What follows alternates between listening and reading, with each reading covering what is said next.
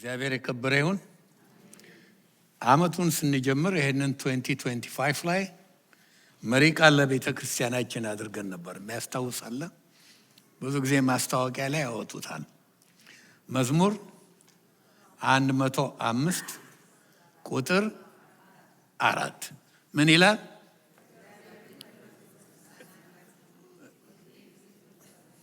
እግዚአብሔርን ፈልጉት ትጸናላችሁ፣ ፊቱንም ፈልጉ። ሁልጊዜ እንደውም አንዳንድ ቀን ሳይሆን ሁልጊዜ ፈልጉ። ፊቱን መፈለግ ማለት ምን ማለት ነው የተባባል ነው? ሀልወቱን፣ ፕሬዘንሱን፣ መገኘቱን፣ ከእግዚአብሔር ጋር አብሮነቱን መፈለግ ነው ብለን ሰፊ ትምህርት ነው የተማርነው። አመቱ መጨረሻ ላይ 2025 ሊያልቅ ነው። ስንት ቀን ቀረው? አፕሮክሲሜትሊ አሳጥረ ነው 1 ወር ከግማሽ አይደለም፣ 1 ወር ከግማሽ። ስለዚህ በቀረን በዚህ በ1 ወር ከግማሽ ከቻን ድረስ ካላለቀልን በተቻለ መጠን እንደራረበዋለን። አመቱን በጀመርንበት ሐሳብ ወይም ከዛ ሐሳብ ጋራ በሚሄድ ነገር መጨረስ እፈልጋለሁ። ይኸውም ደግሞ ከዳዊት መዝሙር ምዕራፍ 15ን በማጥናት ማለት ነው። ብዙ ቁጥሮች አይደሉም፣ 5 ናቸው። ግን ውስጡ 10 ዝርዝሮች ስላሉት ጊዜውን በሙሉ ሊሸፍንልን ይችላል። ሁላችንም እንነሳና የዳዊት መዝሙር ምዕራፍ 15 እናነባለን። 2 ተመሳሳይ ግን ልዩነት ያላቸው ጥያቄዎች ያቀርባል። ለእግዚአብሔር ነው። ለጥያቄዎቹ ደግሞ መልሶ ራሱ መልስ ይሰጣል። መጨረሻው ላይ መዝጊያ አለው። ርዕሱን የትምህርታችን ርዕስ የወጣው ከመዝጊያው ነው። እናንብበውና አብረን እናየዋለን። አብረን እናንብብ። አቤቱ በድንኳኑ ውስጥ ማን ያድራል? ድንኳን ጊዜያዊ ነገር ነው። እንግሊዝኛውን ካያችሁት አባይድ ነው የሚለው። አንድ ቀን ሊሆን ይችላል ሰው የሚያድረው። ግን ማን ያድራል? ድንኳን መገናኛውም ድንኳን ጊዜያዊ ነበር እንደምታውቁት። ይህን ጥያቄ ይጠይቃል። ሁለተኛውም ተመሳሳይ ነው፣ ግን ልዩነት አለው። ከድንኳን ወደ መቅደሱ ይሄዳል። በተቀደሰውም ተራራ ማን ይኖራል? መኖር ፐርመነንት ነው፣ ቋሚ ነው። መቅደሱም ቋሚ ነው። በዛ ማን ነው የሚኖረው ይልና ለጥያቄው እግዚአብሔርን ቢጠይቅም መልስ ይሰጣል። እነኚህም መልሶችን ልብ በሉ። አብረን እናንብብ። ቁጥር 2 በቅንነት የሚሄድ ጽድቅንም የሚያደርግ በልቡም እውነትን የሚናገር በአንደበቱ የማይሸነግል በባልንጀራው ላይ ክፋትን የማያደርግ ዘመዶቹን የማይሳደብ ኃጢአተኛ በፊቱ የተናቀ እግዚአብሔርንም የሚፈሩትን የሚያከብር ለባልንጀራው የሚምል የማይከዳም ገንዘቡን በአራጣ የማያበድር በንጹሕ ላይ መማለጃ የማይቀበል እንዲህ የሚያደርግ ለዘላለም አይታወክም። እነኚህን ነገሮች የሚያደርግ ለዘላለም አይናወጥም። የትምህርቱ ርዕስ የወጣው ከዚህ ነው። የማይናወጥ ሕይወት ባህሪያት። እነኚህ ነገሮች የማይናወጥ ሕይወት ባህሪያት ናቸው።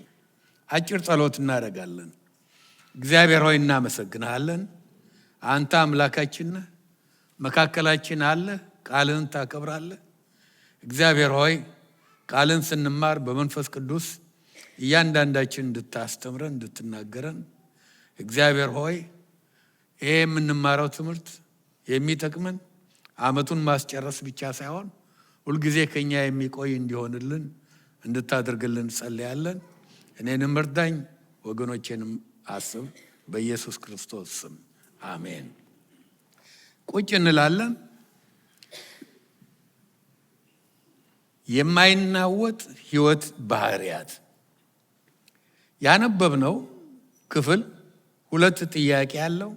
ያው እንዳልኩት ጥያቄዎቹን አብራርቼላችኋለሁኝ። ማን ነው በድንኳኑ ውስጥ የሚያድር? የእግዚአብሔር ክብር ባለበት ይገናኛል ያልኳችሁ ለዚህ ነው። እግዚአብሔር ሀልወቱ በሚገኝበት እግዚአብሔር ፊት ለፊት የሚቀርብ ማን ነው? በመቅደስህ ደግሞ በተራራው ላይ ማን ያድራል? ማን ይኖራል? አያችሁ፣ እግዚአብሔር በሚገኝበት ከተገኘን አንደኛ እግዚአብሔርን ውበቱን፣ ክብሩን፣ ማንነቱን የበለጠ እያወቅን እንደነቃለን። ነፍስም አይቀርልንም፣ እንፈዛለን። ከዛም በላይ ደግሞ እግዚአብሔርን ስናመልከው፣ ስናደንቀው እግዚአብሔር መመሪያ ይሰጠናል፣ ዳይሬክሽን እናገኛለን። እግዚአብሔር ይመክረናል። ከእግዚአብሔር ጋር የቆየ በእግዚአብሔር የተመከረ እግዚአብሔር መመሪያ የሰጠው ሰው በምንም ምክንያት አይናወጥም። የሚያናውጡ ነገሮች ብዙዎች አሉ። እንዳንናወጥ ደግሞ ከኛ የሚጠበቁ ነገሮች አሉ። እነኚህ የዘረዘርኳቸው 10 ነገሮች ናቸው። ይሄ ምዕራፍ 15 ደስ የሚለው ጥያቄውን ይጠይቃል፣ መልስ አለው። መጽሐፍ ቅዱስ ውስጥም ብዙ የዚህ አይነት Q&A የሚባል ይሄ ጥያቄና መልስ ያላቸው ጥቅሶች ብዙዎች አሉ። ለናሙና ጥቂቱን ልጥቀስላችሁ። ለምሳሌ ንጽህናን በተመለከተ ዳዊት ምዕራፍ አይባልም መዝሙር 119 ላይ ጥያቄ ይጠይቃል። ጎልማሳ መንገዱን በምን ያነሳል? በምንድን ነው ጎልማሳ? ጉልምስና እኮ በጣም ከባድ ጊዜ ነው።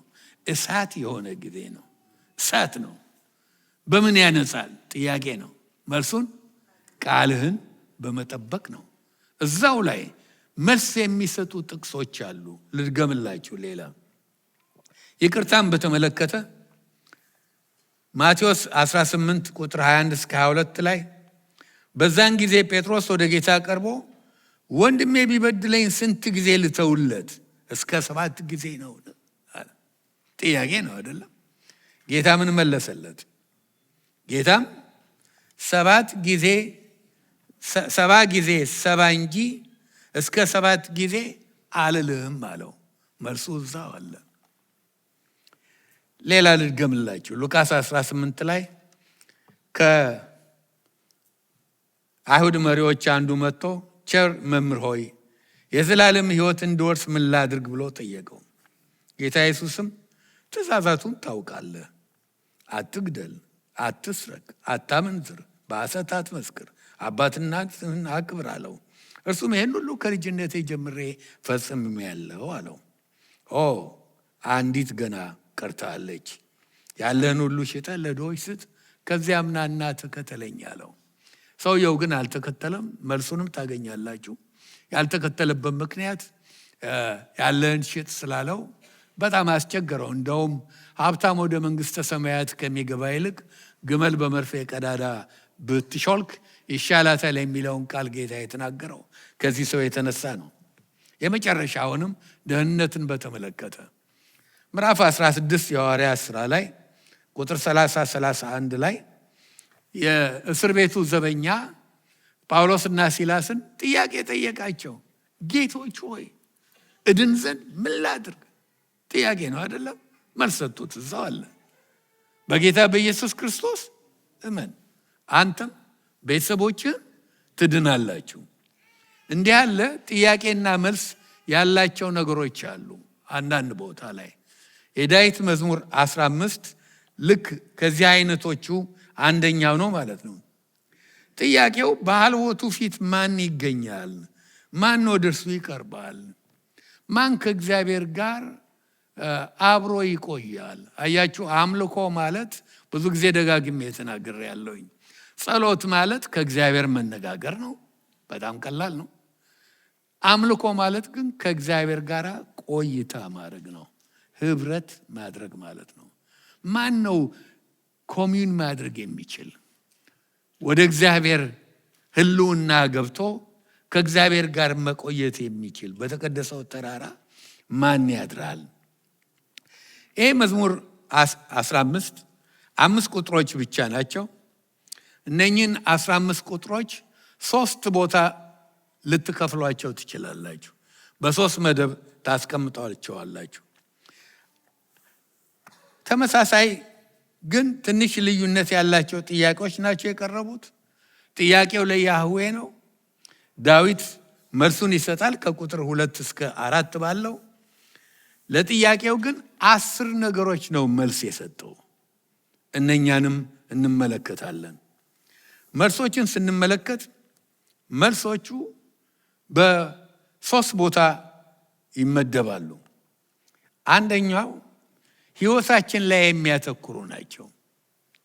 ስለሱ አይደለም፣ ስለሱ አይደለም፣ ስለነዚያም አይደለም።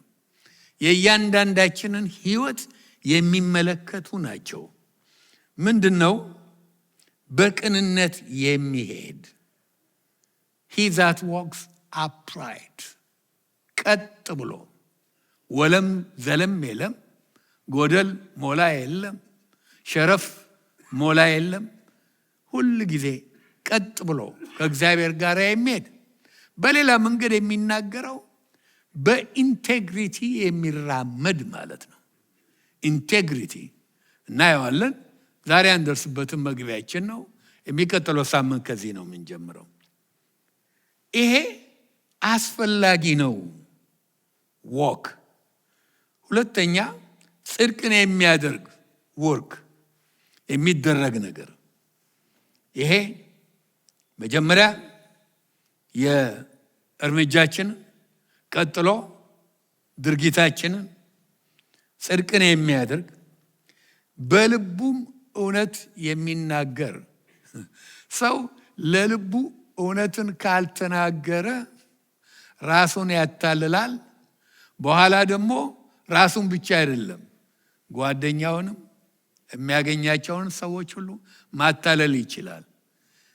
ለልቡ ሳይዋሽ ለሌላ የሚዋሽ የለም። ይህን የሚያደርግ ይላል። አራተኛ አለ እዛ ላይ ግን እዚሁ ላይ ነው አጠቃለን ስናጠናው 11 ነው። ዝርዝሮቹ ግን ተመሳሳይ ስለሆኑ ነው። በአንደበቱ የማይሸነግል ይላል። በልቡ እውነትን የሚናገር ካልነው ጋር ተመሳሳይ ነው።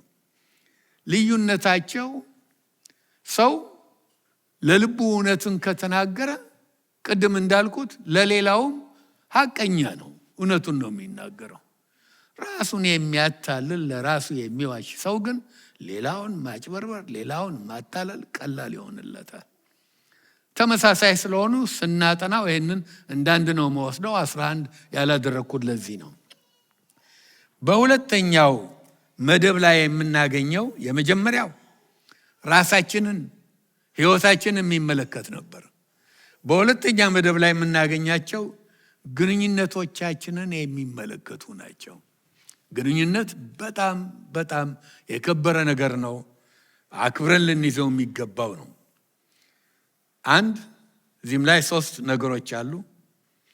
በባልንጀራው ክፋት የማያደርግ ማንም ላይ ክፉ የማያስብ ክፉ የማያደርግ። ክፉ የሚያስብ ሰው ተኝቶ ሌሊቱን መኝታው ላይ ያስበዋል፣ ሲነጋ በተግባር ይፈጽመዋል።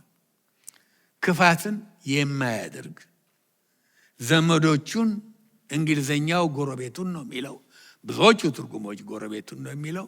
ሌላውን ሰው ጎረቤቱን የማይሳደብ ኃጢአተኛ በፊቱ የተናቀ። እንግሊዘኛው ቃል ሪፕሮቤት ነው የሚለው፣ ተራ ሲነር አይደለም። ስንደርስበት በደንብ እናየዋለን። በጣም የከፋ ነው። ይህንን የሚንቅ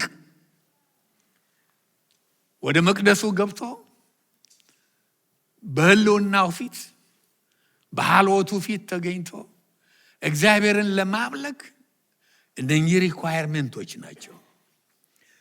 3ኛው መደብ ላይ የአደባባይ ሕይወቶቻችንን የሚመለከት ነው። 4 ነገሮች አሉ እዚህ ላይ ፐብሊክ ሕይወታችንን በሚመለከት እግዚአብሔርን የሚፈሩትን የሚያከብር። ሁለተኛ ለባልንጀራው የሚምል ይሄን አደርግልሃለሁ ወይ ኖ ይሄን አላደርግም ይላል፣ ቃል ይገባል። የሚምል የማይከዳ ይሄ ካራክተር ነው። የማይከዳ ቃሉን ጠባቂ ማለት ነው። ገንዘቡን በአራጣ የማያበድር። ሶስተኛ በንጹህ ላይ መማለጃ የማይቀበል፣ ከትርፉ ከጥቅሙ በፊት ፕሪንሲፕል የሚያስቀድም። እኔ ክርስቲያን ነኝ፣ መመሪያ የእግዚአብሔር ቃል ነው፣ የእግዚአብሔር ሰው ነኝ ብሎ ትርፉን ጥቅሙን ሳይሆን፣ አንዳንድ ሰዎች በቃ ጭፍን ናቸው። ለጥቅም ለትርፍ የማያደርጉት ነገር የለም። ፕሪንሲፕል ሊኖር አስፈላጊ ነው መመሪያ። በንጹህ ላይ መማለጃ የማይቀበል ይላል። እነዚህ 10 ባህሪያት ያሉት ቁጥር 1 ላይ ለተጠየቀው ጥያቄ ማን ነው በተቀደሰው ተራራ ላይ ማደር የሚችል? ወደ ቤተ መቅደሱ መጥቶ በhalወቱ ፊት የሚገኝ እግዚአብሔር ፊት የሚቆይ ከእግዚአብሔር ጋር ኮሚዩን የሚያደርግ ማን ነው ለሚለው መልስ ነው። ፌሎሺፕ የሚያደርግ። ቀጥሎም ደግሞ እንደነገርኳችሁ እነኚህ ባህሪያት ያሉት እግዚአብሔር ፊት መቆየት ይችላል። ብዙ ከእግዚአብሔር የሚያወጡ ነገሮች አሉ፣ የሚያናውጡ ነገሮች አሉ። በዓለም ላይ በእኛም ውስጥ የሚመጡ ብዙ ፈተናዎች አሉ። የዚህ አይነት ባህሪያት ይዞ እግዚአብሔር ጋር የቆየ ሰው መመሪያም ምክርም እግዚአብሔርንም በደንብ ማወቅ ያገኘ ሰው ለዘላለም አይናወጥም ይላል ፈጽሞ። እና መናወጥ የለም። ርዕሱን ያወጣሁት ከዚህ ነው። ምንድነው ርዕሱ ያልኳችሁ? የማይናወጥ ህይወት ባህሪያት ናቸው። መጽሐፍ ቅዱስ ስላለመናወጥ ብዙ ሰፊ ትምህርት አለው። ሰሞኑን አለማየሁ ሲያስተምረን ነበር የክርስቶስን ምሳሌዎች። ከክርስቶስ ምሳሌዎች አንዱ 2 ሰዎችን አይታቸዋል። አንደኛው ቤቱን በአሸዋ ላይ የሰራ ነው። አሸዋ ጽኑ ነገር አይደለም። ዝናብ ሲዘንብ፣ ጎርፍ ሲጎርፍ፣ ቤቱ ሲመታ የሚወድቅ ነው። አሸዋ ላይ የተሰራ ቤት። ሁለተኛው አለቱ ላይ ነው። አለቱ ላይ የተሰራው የፈለገው ነገር ቢሆን አይናወጥም። ስለዚህ መጽሐፍ ቅዱስ ስለ መሰረት አስፈላጊነት ብዙ ቦታ ያስተምረናል። መሰረት የሌለው ሰው በቀላሉ ሲገፋ ይወድቃል፣ ስፍራ ይለቃል። እና መሰረት አስፈላጊ ነው። ሰፊ ትምህርት አለ። ሌሎችም ቦታዎች የእግዚአብሔር ቃል በሰፊ ነው በዚህ ጉዳይ ላይ የሚያስተምረው። ጳውሎስ ለቆሮንቶስ ሰዎች ሲጽፍ በአንደኛው መልእክቱ ምዕራፍ 15 ቁጥር 58 እንዲህ ብሎ ይመክራቸዋል። ስለዚህ የተወደዳችሁ ወንድሞች ሆይ ድካማችሁ በጌታ ከንቱ እንዳይሆን አውቃችኋልና የምትደላደሉ የማትነቃነቁ ሁልጊዜም የጌታ ስራ የሚበዛላችሁ ሆኑ ይላል። ያልተደላደለ እንደው በደንብ ያልቆመ ሰው በደንበኛው ጸንቶ መቆም አይችልም። የሚገፋ ነገር ከመጣ ዳዊት እንዳለው ገፋውኝ ነገር ግን አልወደኩም ያለውን አይነት ሰው መሆን አይችሉም። ምንም ነገር ቢገፋቸው ክርብት ነው የሚሉት። በጣም ብዙ መከረባበት አለ። አስፈላጊ የሆነ ነገር ነው። መጽሐፍ ቅዱስ ብዙ ነገር ያስተምራል። ወደ ሌላ መጽሐፍ ቅዱስ ወዳሉ ስለ መሰረት ስለ ጽናት የሚናገሩ ሐሳቦች አልሄድም። ትምህርቱን ጀምረን እስከምንጨርስ ድረስ የምወሰነው በዚህ የዳዊት መዝሙር ምዕራፍ 15 ላይ ባሉት ቃሎች ብቻ ነው። አንድ ምሳሌ ልስጣችሁ። አንብቤ ያለሁኝ አላየሁትም። ብዙ ጊዜ ሄጃለሁኝ። ኤልኤ ውስጥ አለ የሚባል አንድ ህንፃ አለ። ሎስ አንጀለስ በስተሰሜን በኩል ወጣ ብሎ አንድ የመናፈሻ አሜዝመንት ፓርክ አለ። እዚህ ፓርክ ላይ የተሰራ ትልቅ ታወር አለ። ኦብዘርቬሽን ታወር ነው። ወደዚህ ኦብዘርቬሽን ታወር የሚወጣው በኤሌቬተር ነው። ወጥቶ ለሚያይ ከተማይቱን ሁሉ በደንበኛው ብዙ አስደናቂ ነገሮች ማየት ይችላል። ኦብዘርቬሽን ታወሩ ላይ ብዙ ጎብኚዎች ይደሰታሉ፣ ወጥተው ያሉ። የህንፃውን ምንነት ግን አያውቁም። ስለ ህንፃው የሚያውቁ ወይ የሰሩት ኢንጂነሮች እንደሚናገሩት ግን ሎስ አንጀለስ የሳን አንድሪያ ፎልት ላይ ስላለ ታውቃላችሁ። ከላይ ጀምሮ ከሰሜን ጀምሮ ማለት ነው፣ ከሳን ፍራንሲስኮ ጀምሮ የሚመጣ ትልቅ ፎልት አለ። ያ ትልቅ የመሬት መናወጥ አለ። ብዙ ጊዜ ነው የሚሆነው። የመሬት መንቀጥቀጥ ያለበት ነው። እኛ ሃሪኬን እንዳለ እነሱ ደግሞ የመሬት መናወጥ አላቸው። ምናልባት ሚድዌስት ደግሞ ቶርኔዶ እንዳላቸው ማለት ነው። ልክ እንደዚሁ ከዚህ ችግር የተነሳ ድንገት መናወጥ ቢመጣ ህንፃው የተሰራው በተለይም ጫፍ ወይ ኦብዘርቬሽን ታወሩ ምድር ብትናወጥ 7 ጫማ ወደ አንድ አቅጣጫ፣ 7 ጫማ ደግሞ ወደ ሌላ አቅጣጫ መወዛወዝ እንዲችል ተደርጎ ነው። አይወድቅም። ለዛ ተብሎ በጥብቅ የተሰራ ነው። ስለዚህ እስቲ ተመልከቱን። ምድር ብትናወጥ ልክ እንደ ዛፍ አንዴ ወደዛ 7 ጫማ፣ አንዴ ወደዚህ በድምሮ 14 ጫማ ማለት ነው መወዛወዝ የሚችል ነው። ይሄ የማይፈርስ ነው። እንደዛው እነኚህ 10 ነገሮች የፈለገው ቢመጣ እግዚአብሔር ፊት ሊያቆዩን የቻሉ ነገሮች ስለሆኑ ምንም ነገር ቢሆን ጸንተን መቆም እንድንችል የሚያደርጉ ናቸው።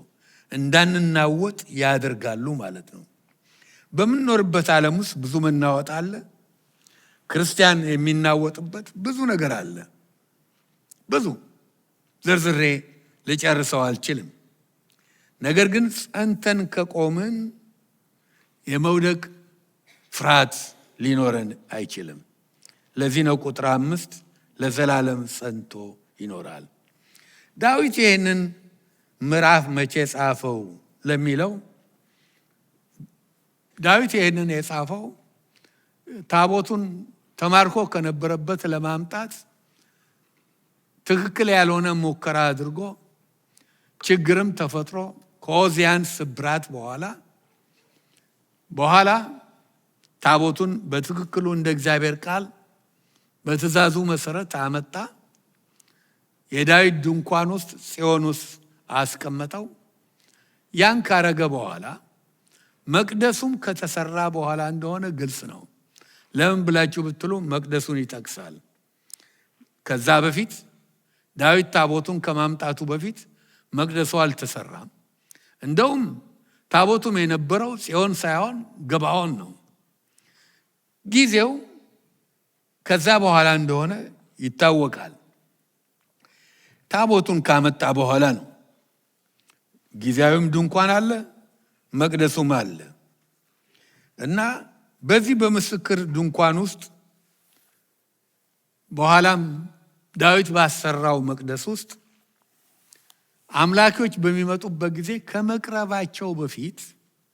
ከመቅረባቸው በፊት ይህንን ጥያቄ ይጠይቃሉ። በመዝሙር ነው፣ የዳዊትን መዝሙር። አቤቱ በድንኳኑ ውስጥ ማን ያድራል? አቤቱ በተቀደሰው ተራራ ላይ ማን ይኖራል? እንደሚባለው ከውጭ የሚመጡት ይህንን ጥያቄ ይጠይቃሉ። መቅደሱ ውስጥ ደግሞ እያገለገሉ ያሉት ካህናት፣ ሌዋውያኑ ከመቅደሱ ለጥያቄው መልስ ይሰጣሉ። እነኚህን 10 ነገሮች በዜማ አሁን ቅድም ያልኩትን በቅንነት የሚራመድ አፕራይትሊ የሚራመድ ይህንን ዝርዝር አንድ ባንድ ይሰጣሉ። በጥያቄና መልስ የሚደረግ ነው። ወደ ሀልወቱ ወደ መገኘቱ መቅረብ የቀልድ ነገር አይደለም።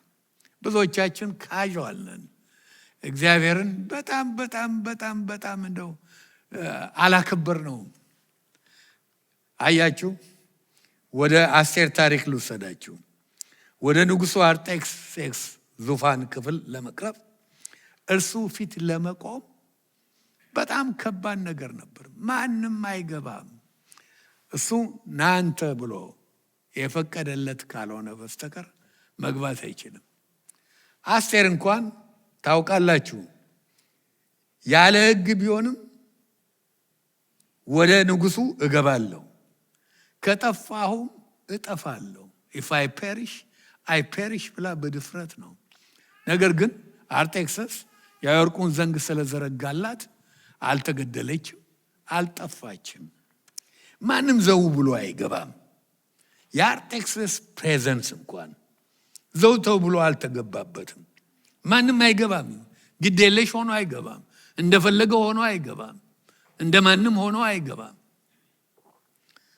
የምድር ነገስታት ታላላቆቹም ጋር እንኳን መግባት ብትፈልጉ እንደዚሁ በቀላሉ ካዥዋሊ በግዴለሽነት አይደረስም። ብዙ ጥንቃቄ ያስፈልጋል።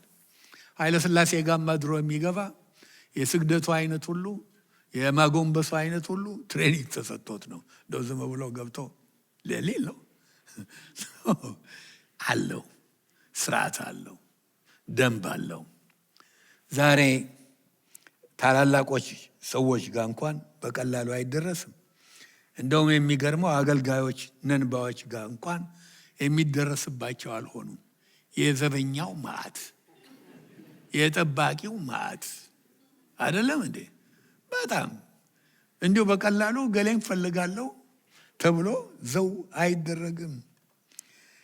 ወደ እግዚአብሔር መቅረብ ቀላል ነገር አይደለም። እንዲሁ በቀላሉ የሚደረግ ነገር አይደለም። ይቻላል፣ የተፈቀደ ነው። ምንጊዜም መቼም እግዚአብሔር ምንጊዜም በሩ ክፍት ነው፣ ልንቀርበው እንችላለን። ግን አቀራረብ አለው ማለት ነው። ይቻላል። አቀራረባችን ግን ሊኖረው የሚገባ ነገር አለ። ተፈቅዷል። ከእግዚአብሔር ጋር ህብረት ማድረግ እንችላለን። ሰኞም፣ ማክሰኞም፣ ሮብ፣ ሐሙስ ጠዋትም ሆነ ማታ በፈለግነው ጊዜ ከእግዚአብሔር ጋር ህብረት ማድረግ እንችላለን። በቤታችን ለብቻችን ሆነን፣ በቤተ ክርስቲያን፣ በጸሎት ስፍራ ቅዱሳን በሚገኙበት አንድ ላይ ሆነን በፈለግነው መንገድ መቅረብ ይቻላል። ግን እንዴት እንምጣ ለሚለው ነው ጥያቄው። እንዴት ነው ከእግዚአብሔር ጋር ቀርቦ አብሮ ተወዳጅቶ በፊቱ ጊዜ ለማጥፋት ምን ያስፈልጋል? እግዚአብሔር በቃሉ ሕይወታችንን ሊመራበት የሚችል እንድንመራበት ብዙ ትእዛዝም ሰጥቶናል። ለምሳሌ የሞራል ሕግ አለ። 10 ትእዛዝ ብንወስድ እግዚአብሔር እንድንጠፋ ስላልፈለገ ከነኚህ ትእዛዛት ውጭ ወጥተን ለጠላት እንዳንጋለጥ ጠፍተንም እንዳንቀር አጥር አድርጎ ነው የሰጠን። አጥር ናቸው፣ ይጠብቃሉ። ወሰን ነው 10 ትእዛዝ ለእግዚአብሔር ሕዝብ አጥር ናቸው። አጥር እንደ ይጠብቃል። ወንዝ ናቸው። ወንዝ ደግሞ አይታለፍም። ልትሻገሩት ትችላላችሁ አቅጣጫችሁ ያ ከሆነ ግን፣ አለበለዚያ ግን እንዳትሰምጡበት የሚከለክል ነው። 10ቱም ትእዛዝ ልክ እንደዚህ ናቸው። ከዚህ ወሰን አትውጣ፣ ከዚህ አትለፍ የተባልንበት ነው። ለእግዚአብሔርና ለሕዝቡ ባህሪ የወሰን ድንበር አለ። በአጥሩ ውስጥ ነፃነት አለ፣ እንደፈለግን ውስጥ እስካለን ድረስ። በእነኚህ ትእዛዛት ውስጥ እስካለን ድረስ ነፃነት አለ። ድንበር ሆነው ይጠብቁናል። የእግዚአብሔር ሰዎች ባህሪ ናቸው እነኚህ 10 ትእዛዛት። የዳዊት መዝሙር 15ም የእግዚአብሔር ሰዎች ባህሪ ሊመሰረትበት ከዚህም ደግሞ ማለፍ ስለሌለበት ነገር የሚናገሩ ናቸው። 10ሩን ነገሮች ቀስ ብለን ስናጠናቸው ከ10ሩ ትእዛዝ ጋር ይመሳሰላሉ። ባህሪያት ናቸው። ባህሪ ያርቃሉ። የክርስቶስን የመሰለ ባህሪ እንዲኖረን ያርቃሉ። እግዚአብሔርን የሚያስደስት የክርስትና ሕይወት እንዲኖረን ያርቃሉ። እነዚህን ሀብቱ ያደረገ በእነኚህ የተመሰረተው ሁሉ ምንም የሚያናውጠው ነገር የለም። የማይናወጥ መሰረት አለው ማለት ነው። ስለ ባህሪ ካነሳን ደግሞ በክርስትና ሕይወት ባህሪ በጣም አስፈላጊ ነው። ምክንያቱም በዚህ በምድርም ላይ መምሰል ያለብን ክርስቶስን ነው። ክርስትናችን የሚታይ መሆን አለበት። ዝም ብሎ ነኝ ወይም መዝሙር ወይም ቤተ ክርስቲያን መምጣት ወይም አንዳንድ ነገሮችን መናገር አይደለም። ሆኖ መገኘት፣ የክርስቶስን ባህሪ ማሳየት አስፈላጊ ነው። ባህሪ የትም ይሁን የትም አንደኛ ተፈላጊ ነው። ወታደርነት ብትገቡ፣ ነጋዴ ብትሆኑ፣ ምንም የትም ቦታ ባህሪ የማያስፈልግበት ቦታ የለም። በተለይ ለእኛ ለክርስቲያኖች ባህሪ ከዚህ ዓለም በምንሄድበትም ጊዜ እንኳን ይዘን የምንሄደው ብር የለም፣ መኪና የለም፣ የባንክ ቤት ሂሳብ የለም። ምንም ባህሪያችንን ነው ይዘን የምንሄደው። በክርስቶስ ወንበር ፊት ስንገለጽ ቢማ ጃጅሜንት የደህንነት ጥያቄ የለውም። ሁላችንም ድነን ነው። ሳንድን ቀድሞም ተነጥቀን ወደ ሰማይ መሄድ አንችልም። ዳሩ ግን ምን አይነት ባህሪ እንዳለን ነው የፍርዱ አይነት በዛ ላይ የተመሰረተ ነው። ባህሪ በጣም አስፈላጊ ነው። ባህሪ በዚህ ምድር ትልቅ ሰው ያደርጋል። ባህሪ ደግሞ ትንሽ ሰው ያደርጋል። በጣም አላያችሁም? በጣም ትናንሽ ሰዎች አሉ፣ ደግሞ በጣም ትላልቅ ሰዎች አሉ። ባህሪ በዘር አይደለም። ማንም ከየትኛውም ዘር ከባህሪው የተነሳ ትልቅ ሰው መሆን ይችላል፣ ትንሽም ደግሞ መሆን ይችላል። ትልቅነት የሀብትና የድህነት ጉዳይ አይደለም። ድሃ ሆኖ ትልቅ ሰው አለ፣ ሀብታም ሆኖ ደግሞ ወራዳ አለ። በጣም ብዙ ሰዎች ወራዳ። ትልቅነት በመቅጠን አይደለም፣ በመወፈር አይደለም፣ በመርዘም በማጠር አይደለም፣ የእድሜም ጉዳይ አይደለም። ብዙዎች ሀገራችን እድሜ ያስከብራል። ግን ብዙ ሰዎች አሉ ሽማግሌ ናቸው፣ የሽማግሌ ቀላል፣ አሮጊት ናቸው፣ የአሮጊት ቀላልም አለ። ግን ደግሞ ልጅ ሆኖ ደግሞ የልጅ ትልቅ አለ። አይደለም እንዴ? የልጅ አዋቂ አለ። ለእኔ ትልቅነት ትንሽነት የባህሪ ውጤት ነው ብዬ ነው ማምነው። ሰውንም ማክበር የምችለው በባህሪው ነው። ስለዚህ የባህሪ ውጤት ነው። መጽሐፍ ቅዱስ ውስጥም ከባህሪያቸው የተነሳ ክቡር የተባሉ የተከበሩ ብዙ ሰዎች አሉ። ትልቅ የተባሉ ከባህሪያቸው የተነሳ ደግሞ እጅግ የተዋረዱ ያነሱም ሰዎች አሉ። አልሄድም፣ ብዙዎች ናቸው ዝርዝራቸው። እንደውም ሌላው ቀርቶ ከባህሪያቸው የተነሳ በጣም የሚያስደንቅ አንድ ቅጽል የተሰጣቸዋል። ምናምንቴ ሰው የሚል አይታችኋል? ምናምንቴ አሉ። ከባህሪ እኮ የተነሳ ነው። ምናምንቴ የሚለው መጽሐፍ ቅዱስ አለ ብሉይ ኪዳን ውስጥ።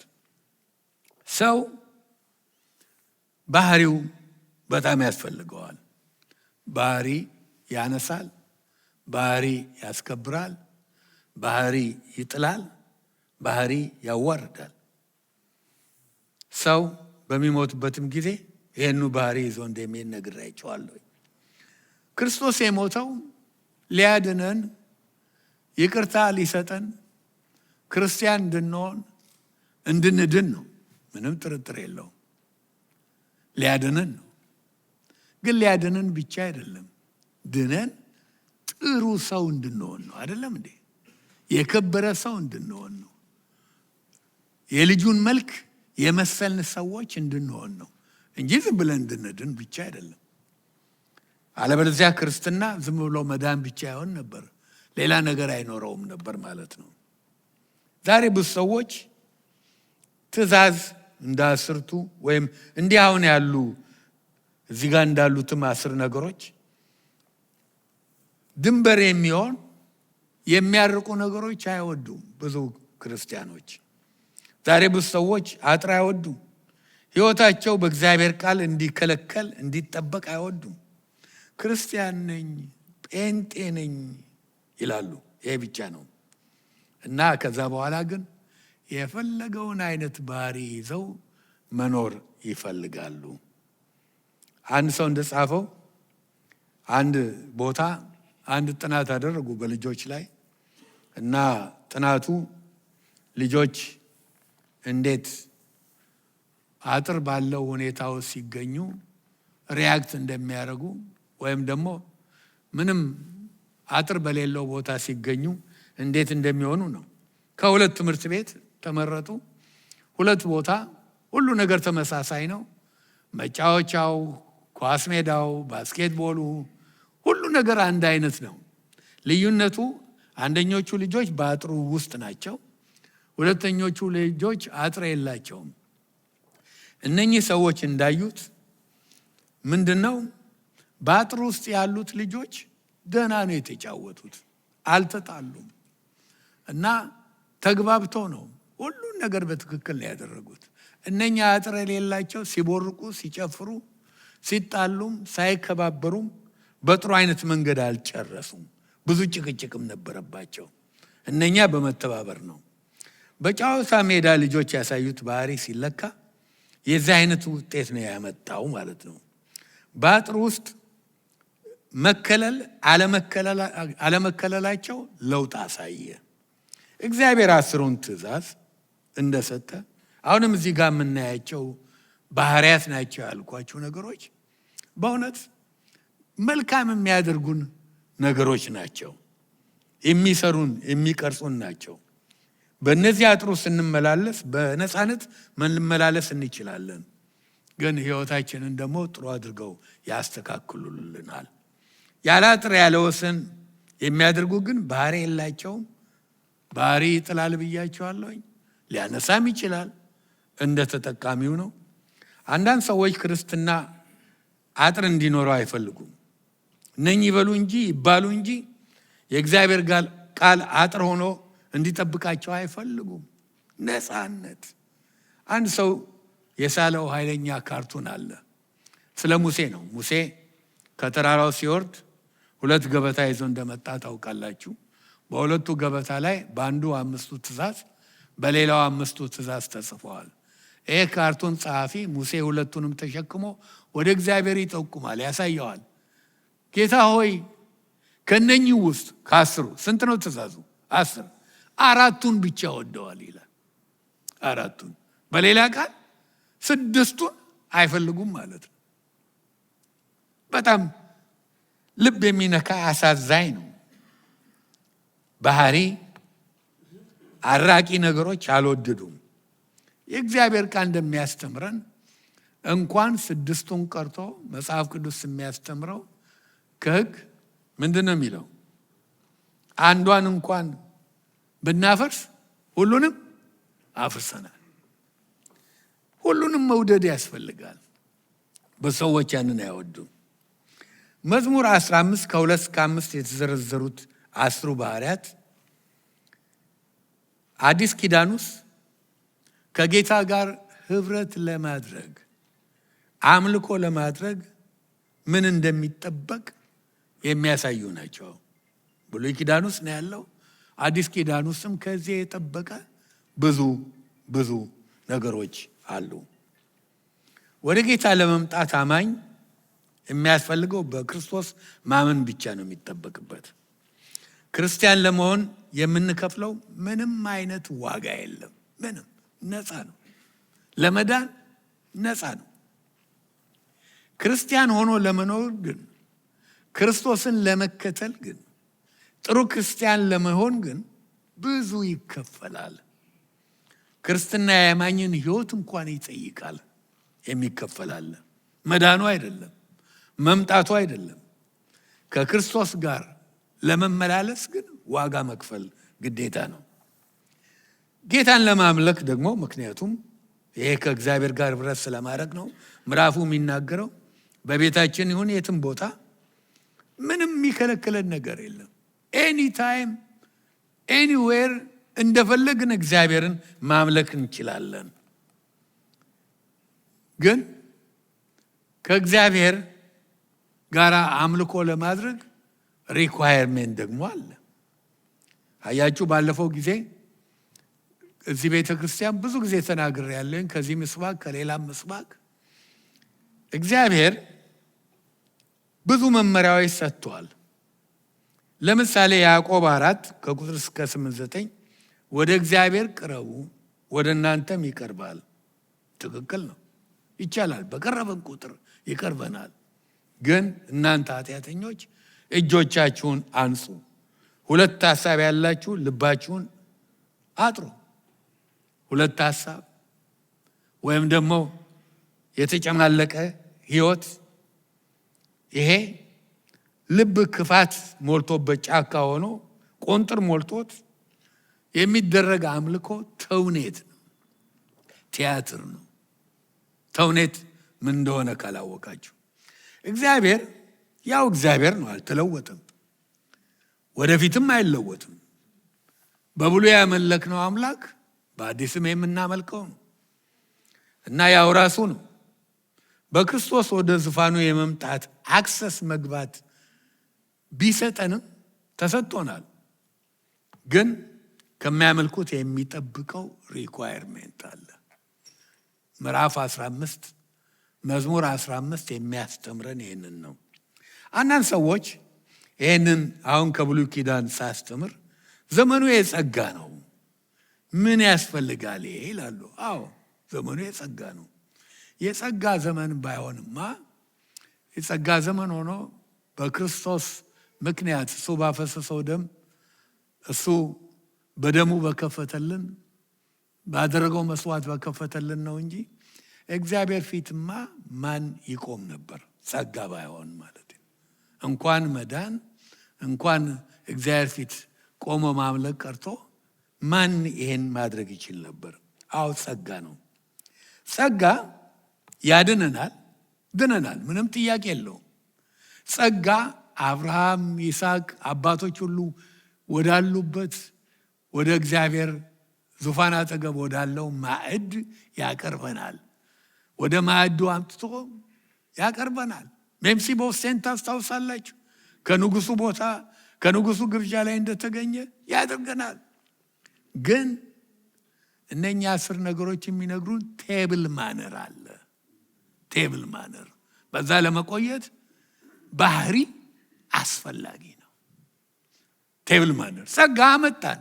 የስ ተሰልፈናል ከነ አብርሃም ጋር። ግን ቴብል ማነር አስፈላጊ ነው። ጸጋ አንሜሪትድ ፌቨር ኦፍ ጎድ ነው። በስራችን የማይገኝ ነው።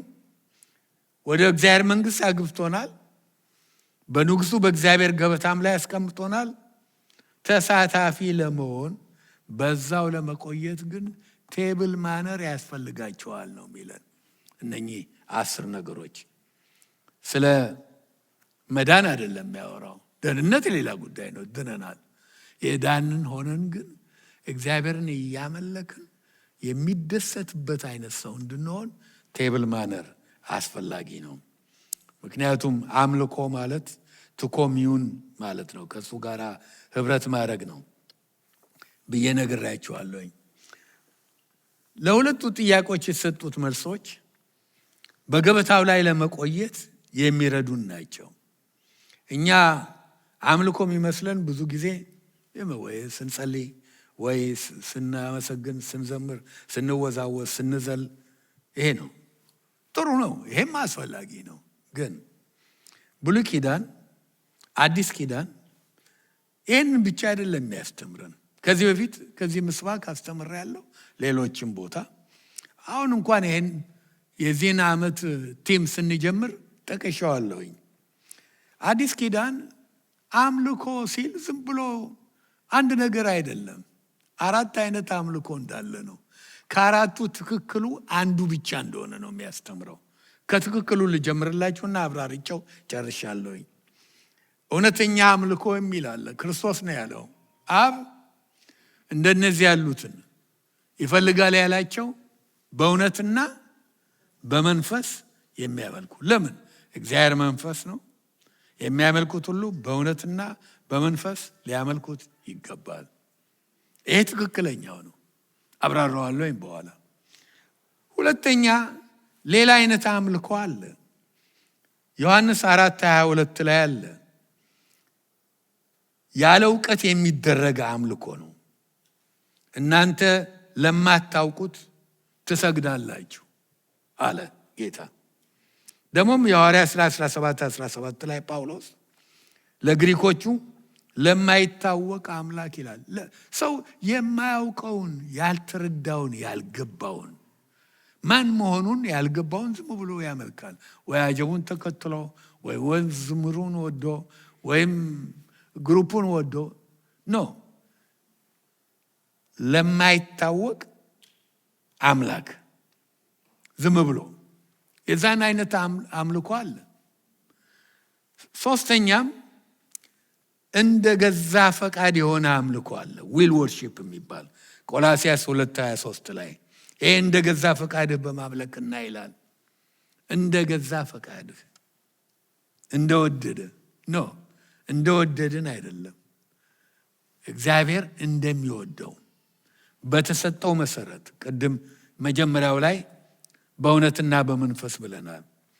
ሌላም አራተኛው አዲስ ኪዳን የሚጠቁመን ትክክል ያልሆነ አምልኮ አለ። ከንቱ አምልኮ ይላል። ብሉይ ኪዳኑም ውስጥ እግዚአብሔር በኢሳይያስ ተናግሯል። ወንጌል ውስጥ ማቴዎስ 15 ከቁጥር 7-9 ድረስ ይህንኑ የኢሳይያስን ጥቅስ ጠቅሰዋል። ይህ ሕዝብ በከንቱ በከንፈሩ ያመልከኛል፣ ከንፈር ብቻ፣ ልቡ ግን ከኔ የራቀ ነው። የሰውም ስርዓት የሆነ እያስተማሩ በከንቱ ያመልኩኛል ሲል ፈሪሳውያንን ከኢሳይያስ ጠቅሶ ጌታ ነቅፏል። ከድካም በስተቀር ምንም ጥቅም የሌለው ዋጋ ቢስ የሆነ ማለት ነው።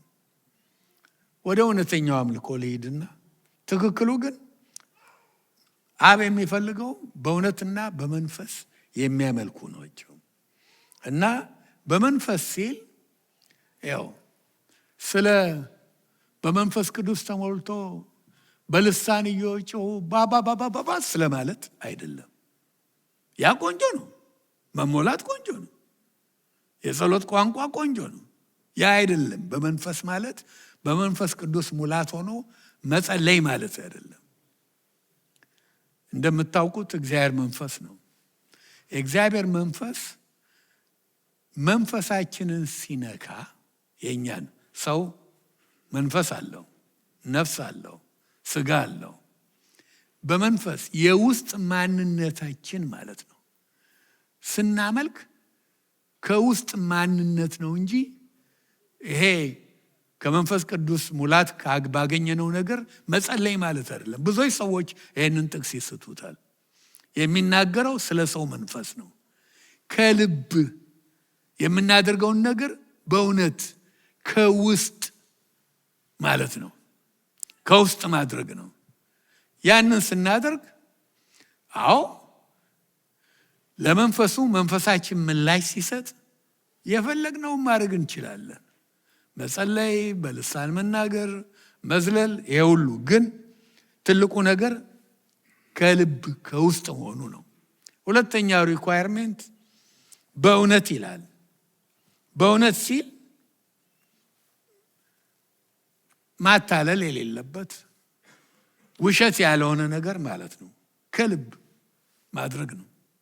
ከልብ እና በእውነት አንደኛው እሱ ነው፣ ከልባችን።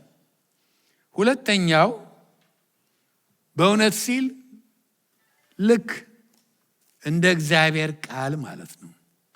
ከእግዚአብሔር ቃል ባልወጣ መንገድ ማምለክ ማለት ነው እንጂ ዝም ብሎ ከልብ ባልሆነ ነገር መለፍለፍ ማለት አይደለም።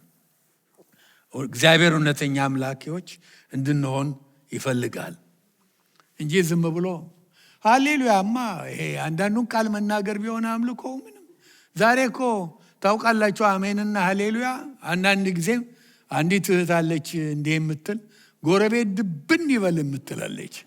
አንዳንድ ጊዜም አለው እኔ ደህና ነኝ ለማስታወቂያም ተባርኬያለሁ ይሁን ለማለት ይሆናል።